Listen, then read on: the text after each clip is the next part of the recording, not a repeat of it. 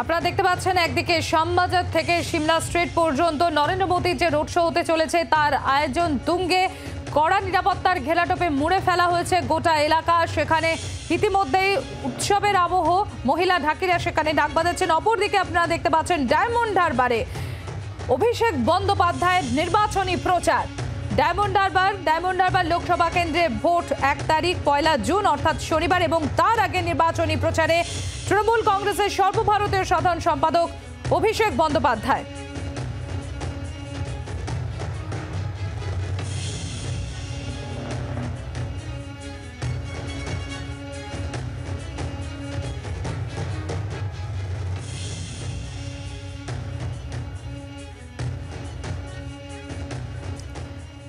আপনারা একদিকে দেখতে পাচ্ছেন শ্যামবাজার, অপরদিকে দেখতে পাচ্ছেন ডায়মন্ড হারবারে অভিষেক বন্দ্যোপাধ্যায়ের নির্বাচনী প্রচার, এবং এরপর আমরা নজর রাখবো বেহালা চৌরাস্তায় সেখানে নির্বাচনী প্রচারে মমতা বন্দ্যোপাধ্যায়, সেই ছবিতে নজর রাখবো এবার আমরা।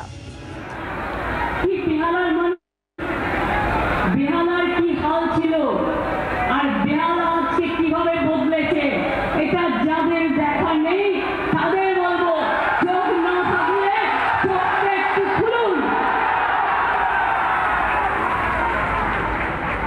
এই যে মেট্রো আজ বেহালা দিয়ে যাচ্ছে, এটা কার সময় করা? কে করেছিল? টাকা রেখে এসেছিলাম তিন বুকে, যাতে আমি এই মিনিস্টার থেকে চলে গেলেও প্রজেক্ট যাতে ক্যান্সেল করতে না পারে। আপনাদের মনে আছে আমি রাষ্ট্রপতিকে নিয়ে এসে দুটোচারি গ্রামে এই প্রজেক্ট উদ্বোধন করেছিলাম। আরেকজনকে আমি যদি আজকে থ্যাঙ্কস না দিই তাহলে আমি ভুল করবো। সে আজকে হয়তো ডাইরেক্ট তৃণমূল কংগ্রেস করেন না, সেটা অন্য ব্যাপার, কিন্তু তখন সে মেয়র ছিল। কোন কোন স্পটে স্টেশন হবে সে জমি পাওয়া যাচ্ছিল না।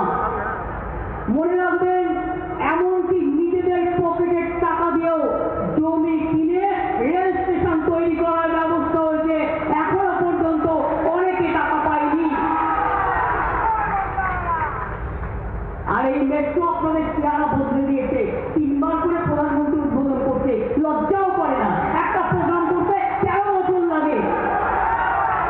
আমি 2009 সালে করে দিয়ে গিয়েছিলাম, আর আমি যদি থাকতাম 2 বছরের মধ্যে কমপ্লিট করে দিয়ে বেরিয়ে যেতাম। এখানে ট্রাম লাইন ছিল, মনে আছে আপনাদের? সিপিএম এর গভর্নমেন্ট এত করে বললাম 2009-তে ট্রাম লাইনটা উঠিয়ে ওঠালো না, না ওখানে মেট্রো কাজ হচ্ছিল না। তারপরে রাস্তা চওড়া করা হলো, দোকানগুলোকে হকারদের সাথে কথা বলে আস্তে আস্তে আস্তে আস্তে এই কাজগুলোকে সম্পূর্ণভাবে করা হলো। এবং উনি উদ্বোধন করে বড় বড় কথা বলছেন, লজ্জাও করে না। যত মেট্রো আছে বাংলায় প্রত্যেকটা আমার করা, একটাও ওনাদের সময় করা নয়।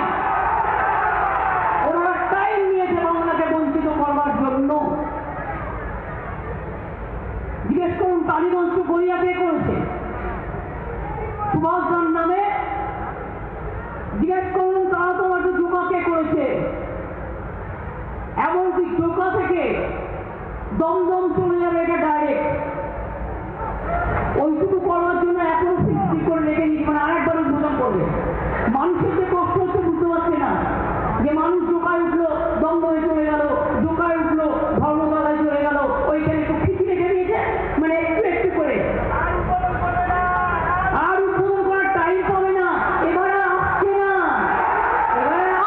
তো আবার কি করে উদ্বোধন করবে? আসছেই তো না। শুনে রাখুন, বেহালা পূর্বে খুঁজে খুঁজে বের করেছিলাম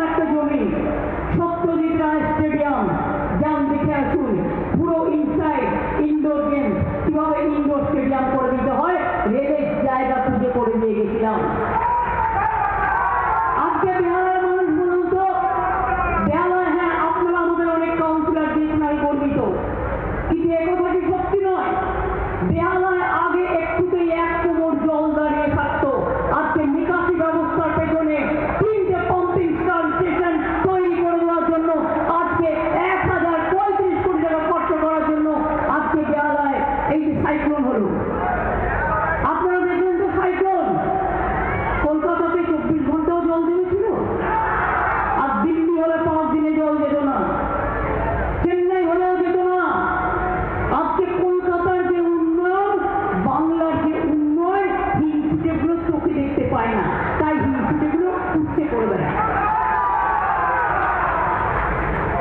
আরো বলে গেছে, কি বলে গেছে শুনুন।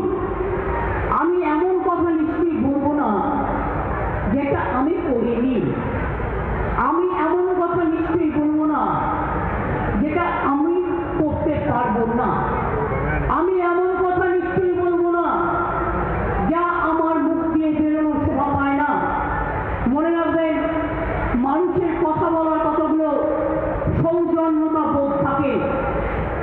পরশুদিন সাইক্লোনের রাতে, কাল 8টার পর অবশ্য সাইক্লোনটা থেমে গেছে। এর মধ্যে আপনারা কি জানেন, কেউ তো বুঝতেও পারেননি, প্রায় 46 লক্ষ লোককে তুলে তাদের জীবন বাঁচিয়েছি আমরা। 7 জন মারা গিয়েছে পোল পড়ে আর গাছ পড়ে আর কাজ করতে গিয়ে। কিন্তু এটা সময় মতো যদি ব্যবস্থা আমরা না নিতাম, মনে রাখবেন কয়েক লক্ষ লোক মারা যেতে পারত। প্রশাসন তার সাধ্যমতো কাজ করেছে, আর আমি এটাকে কন্টিনিউয়াস মনিটরিং করেছি, বইও করেছে, দেবারাও করেছে।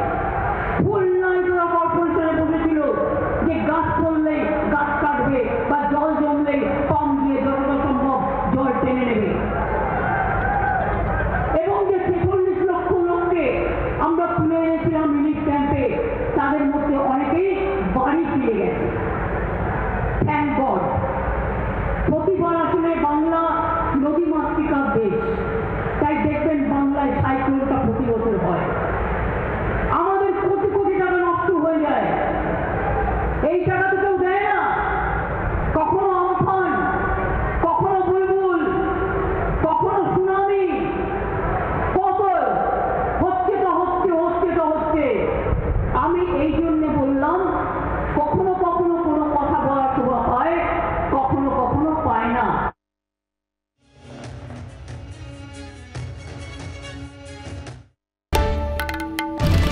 বাংলার আওয়াজ, বাঙালির আবেগ, জি 24 ঘন্টা।